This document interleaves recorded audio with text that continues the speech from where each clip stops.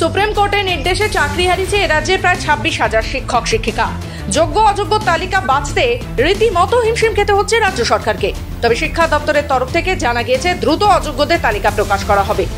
রাজ্য সরকারকে নিশানা করে দিকে দিকে আন্দোলন সংগঠিত করেছে বিজেপি। আজ ব্যারাকপুর ডিআই অফিসের সামনে প্রতীকী বিক্ষোভ দেখান ব্যারাকপুর সাংগঠনিক জেলার বিজেপি নেতৃত্ব।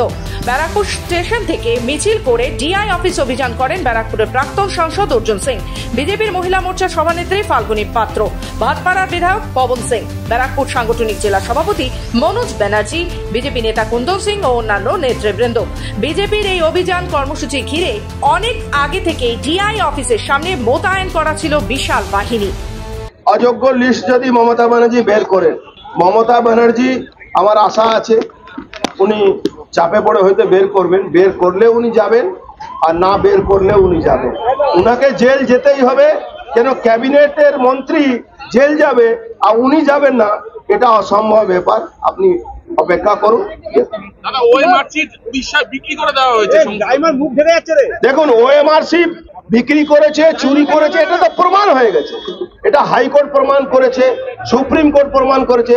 প্রমাণ হয়নি এরকম তো কোনো ব্যাপার নেই, প্রমাণ তো হয়ে গেছে। না না, ডিআই অফিসকে বিক্ষোভ দেখে না, এদেরকে ওখান থেকে তাড়াতে হবে। তৃণমূলের দালালগুলো আর কিছু সিপিএম এর দালাল আছে, এদেরকে তাড়াবো আমরা, তাড়িয়ে ওই তালা ঝুলিয়ে দেবো, তারপরে আমাদের সঠিক আন্দোলন হবে।